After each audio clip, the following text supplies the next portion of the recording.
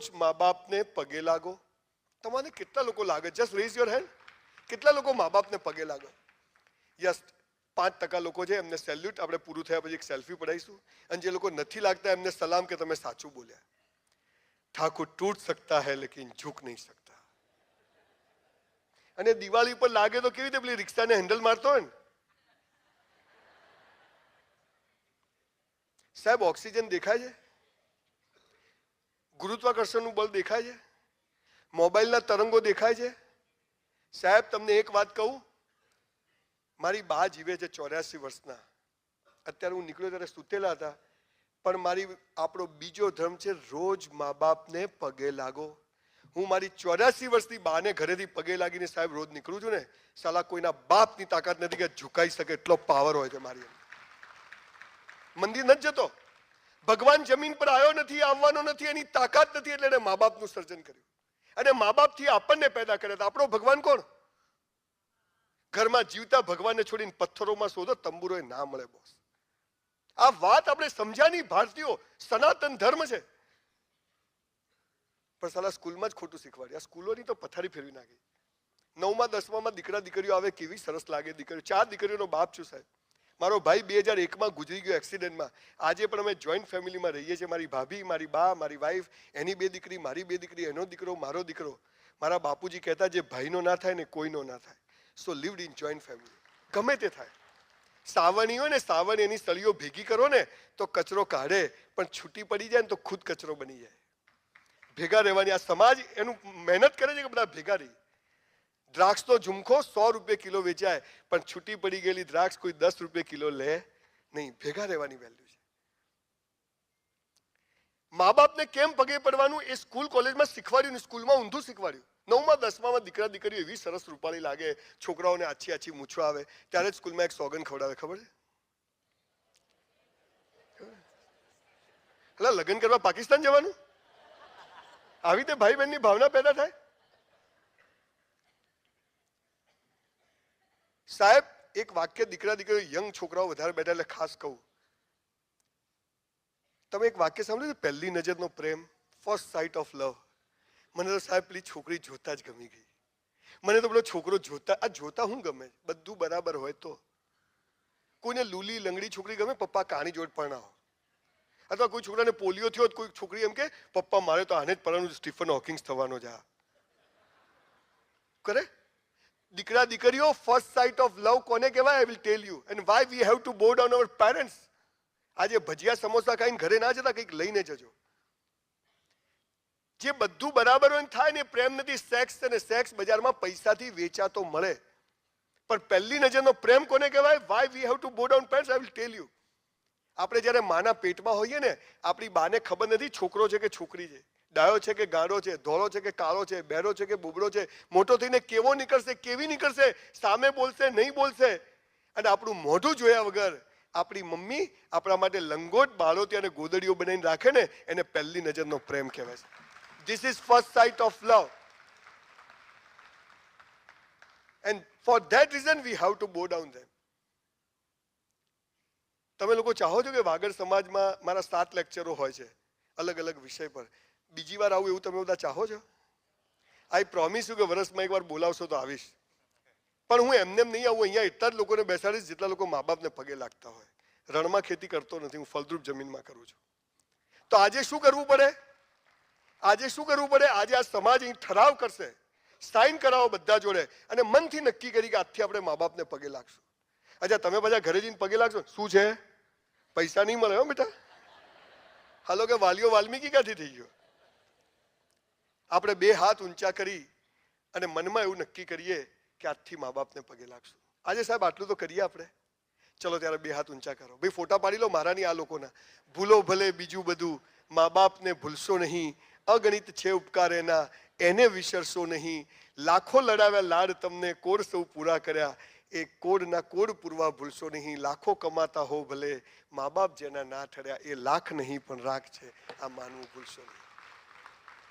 સાહેબ, હું જો ગુજરાતનો સીએમ થયો ને, થવાનો છું, નક્કી કર્યું છે. તમે હસતા નહીં, નક્કી કર્યું છે. મોદી સાહેબ પાસેથી શીખ્યો વિચારો ઊંચા રાખવા. Thank you sir. ચલો એક વોટ પાક્કો આપણો. તો નિયમ નંબર 1 શું લાવવાનો છે કે સ્કૂલમાં પેલું પ્રતિજ્ઞાપત્ર નથી, ભારત મારો દેશ છે, કાઢી નાખવું છે. અને આ લાવવું છે, ભૂલો ભલે બીજું બધું, મા બાપને ભૂલશો નહીં.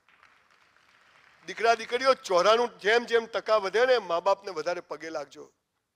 અને સાહેબ, તમારા કારણે તમારા મા બાપની આંખમાં એકવાર આંસુ આવી ગયા ને, દુનિયાની સાલી નર્કમાં પણ જગ્યા નહીં મળે બોસ. એકવાર તમારા મમ્મી પપ્પાની આંખમાં તમારા કારણે આંસુ આવી ગયા, આ કામ કરશો નહીં. અને બીજું, મા બાપને પગે ના લાગો તો કઈ નહીં, પણ એવું કોઈ કામ ના કરતા કે તમારા મા બાપને કોઈને હાથ જોડવા પડે, એવું કોઈ કામ ના કરતા. આ વાત યાદ રાખજો. આજે તમે બહુ સરસ સ્કોલરો ભેગા થયા છો.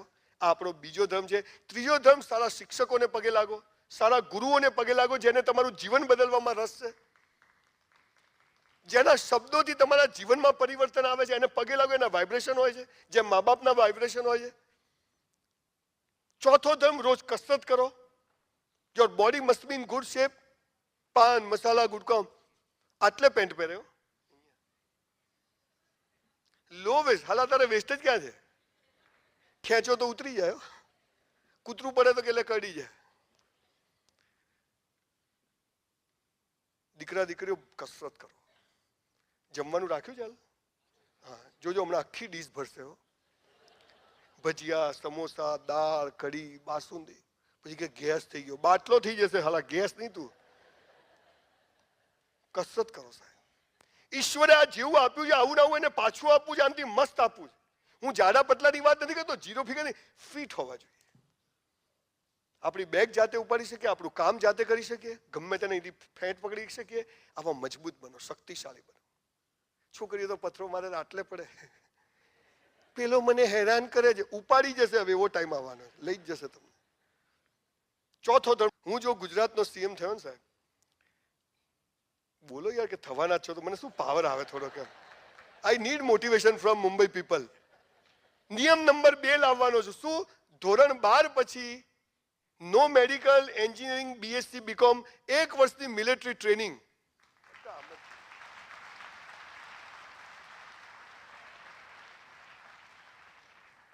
કેટલું દૂર છે? હજી ઘણું દૂર છે.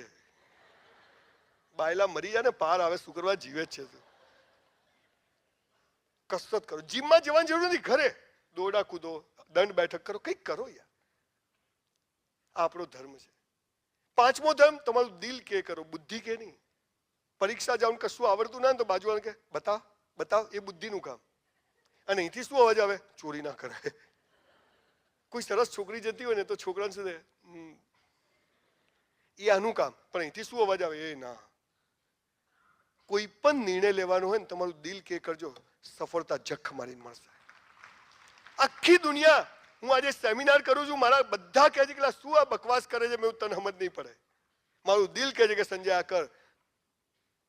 અને એટલે ઈશ્વરની કૃપાથી આજે સરસ કામ કરું છું. આ આપણા ધર્મ છે. બીજા બધા છે એ ધર્મ નથી, એ તો બધા ઉલ્લુ બનાવવાના ધંધા છે. આપણા દુઃખ ઉપર લોકોની દુકાનો ચાલે છે. તમે દુઃખી છો, કોઈને કહેશો નહીં, કેમ કે તૂટેલા મકાનની ઈંટો પણ લોકો લઈ જાય છે. મજામાં છું. ઈશ્વરે દુઃખ આપ્યું, દુઃખ. સુખ આપ્યું, સુખ. મજા છે. બીજી અવસ્થા છે પૈસા કમાવા. શું કહ્યું છે ભગવાને ગીતામાં? હે મનુષ્ય, ઈમાનદારીથી મહેનત કરવી તારા હાથમાં છે, ફળ આપવું મારા હાથમાં છે. કર્મણેવા અધિકારસ્તે મા ફલેષુ કદાચ. હે મનુષ્ય, તું કર્મ કર. પણ આજે બજારમાં જે નેતાઓ, ચોર કંપનીઓને કરપ્શન, હરામના રૂપિયા ઘરમાં જોઈ, 100-200 કરોડ રૂપિયા જોઈને આપણે કે ઈમાનદારી તેલ લેવા જાય, પૈસા બનાવો. એટલે બધા ખોટું કરવાનું ચાલુ કર્યું. પણ તમને નવાઈ લાગશે, ગુજરાતના 70 ચોર રાજકારણીઓ, બ્યુરોક્રેટ્સ, બિઝનેસમેનનું મેં લિસ્ટ બનાવ્યું સાહેબ, જેમણે હરામના 200-300 કરોડ ઘરમાં ભેગા કર્યા. મેં એમની પાસે મારી બહુ મોટી ટીમ છે સાહેબ. એમની ટીમ તપાસ કરી, આ 70 જણના ઘરમાં શું પરિસ્થિતિ છે ખબર છે? પત્નીને કેન્સર, પોતાને કેન્સર, એકનો એક છોકરો મરી ગયો, છોકરીઓ ભાગી ગઈ. બોસ, બધું અહીં છે. 1 રૂપિયો હરામનો જો ઘરમાં આવ્યો ને, આપણી ઓલાદને પણ રોઈ રોઈને વ્યાજ સાથે ચૂકવવો પડશે. એનો કાયદો છે.